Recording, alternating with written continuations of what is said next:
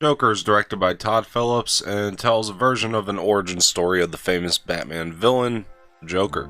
Joker here is played by Joaquin Phoenix, and let's get into that. The idea that we could do a Joker movie that's R-rated and it's not going off of any of the comics makes me a little hesitant, but also excites me all at the same time. And then you add the fact that it's directed by Todd Phillips, who I do like. It just isn't the type of film that I would usually see Todd Phillips doing, and I gotta say he knocks it out of the park as a director. This is a movie is incredible.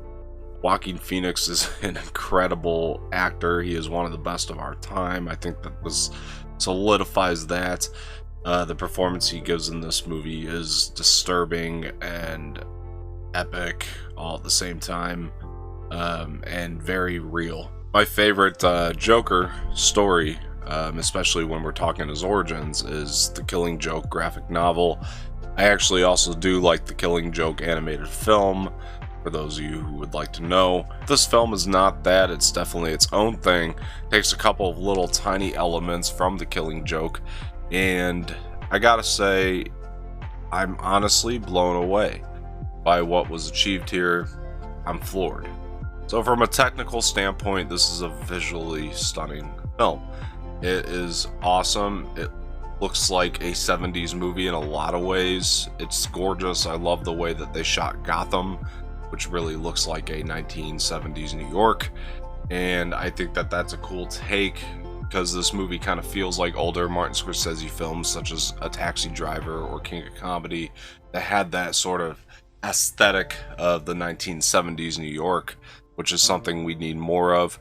The movie in its entirety definitely feels like a film that doesn't get made anymore, or the type of film that doesn't get made anymore, and I respect it for that immensely.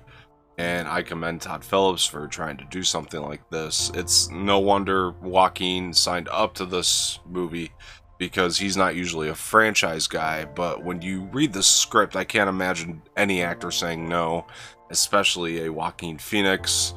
He's just perfect for this role in a lot of ways. He's perfect for almost everything he does, but this was his magnum opus, per se.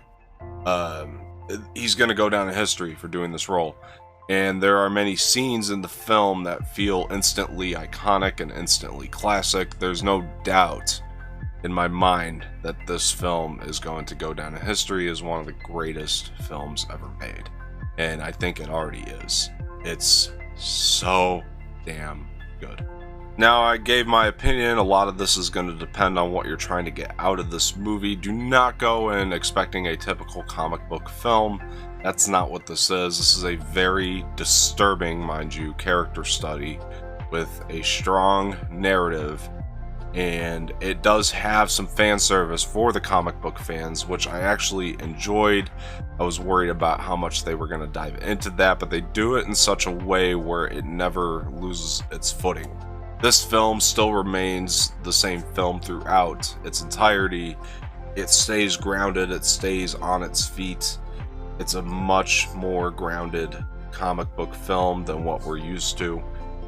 And I loved it. I loved it. I'm so happy they just didn't deviate from what it was in order to add a little fan service. But it's a great attempt at the same time to make the hardcore comic book fans and the casual film goers very happy. And also people who love just art house films, are massive into film in general, should love this movie. It's hopefully for everybody. But I understand that the subject matter is pretty harsh in the film, and you might be disturbed by that. It's a very disturbing movie, and there's nothing wrong with admitting that you were disturbed by the film. You can say it. It's very, very disturbing. It's a tough watch. It's not easy to watch. It's not a fun movie to watch, but it should be commended, and we need more films like this, for sure. I won't say too much about the implications a film like this can have on our real life and the way that it can affect viewers, other than the fact that, in my opinion, I think that it's important that if we're showing violence in a film, it should not be cartoonish. It should be as real as possible. It should be as disturbing as possible and hit as close to home as possible, because in my opinion, that's a more responsible way to show it, because that's going to turn people off from that, I would hope. As opposed to if you were showing it in a way that glamorizes it, which a lot of films do, and I'm guilty of liking those movies too. I just picture them as something else within themselves. But if you glamorize it, then it makes it look fun, and it can influence people to do these dangerous and violent things maybe a little bit more than a film like this that's 100% realistic, and that's my take on that. This world, this version of Gotham feels very lived in, and you do feel like you're there. You're watching this movie through the point of view of the Joker, and I love that because you really don't know what you're going to get from moment to moment. Everything is told from his perspective, and it definitely, without saying too much, is going to make you question certain things and question the ending maybe, but I think that's a good thing. I think that the way it's played is done very, very well, where if you want to take the film at face value, you can, except for the things that are obviously not real, if that makes sense. But if you want to take it at face value, you can. If you want to look at it and try to analyze everything to figure out what's real, told from the Joker's perspective, and what's not, you can do that as well. It's a movie that you can analyze for days and days and days. It has a lot of longevity. I think that's a good thing. This is a dream movie for me in this day and age. In 2019, the fact that this is a Hollywood blockbuster is actually kind of incredible. We don't get enough like this. This is an incredible comic book film that took risks that I think have all paid off, at least in my opinion.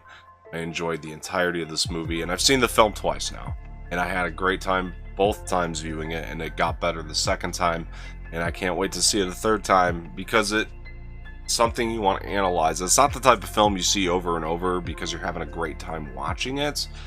You're gonna watch it over and over, if you watch it over and over, to try to analyze it further, to try to find things that you missed, and just to praise the masterpiece that is Joker. It's an incredible, incredible film. It is the greatest comic book film of all time. 100%, hands down. Now, a lot of people are trying to have the conversation of who's the best Joker after this film. I think it's easily Joaquin Phoenix. I think people are a little hesitant and scared to say that it's better than Heath Ledger's Joker, but I will be honest, it is better than Heath Ledger's Joker. It is better than Jack Nicholson's Joker. It's a tough role to take on, and the way Joaquin immerses himself in it is incredible. Joaquin Phoenix is a revelation, and what he did in this movie, it's unprecedented. You can't touch this. This performance will not be topped years to come.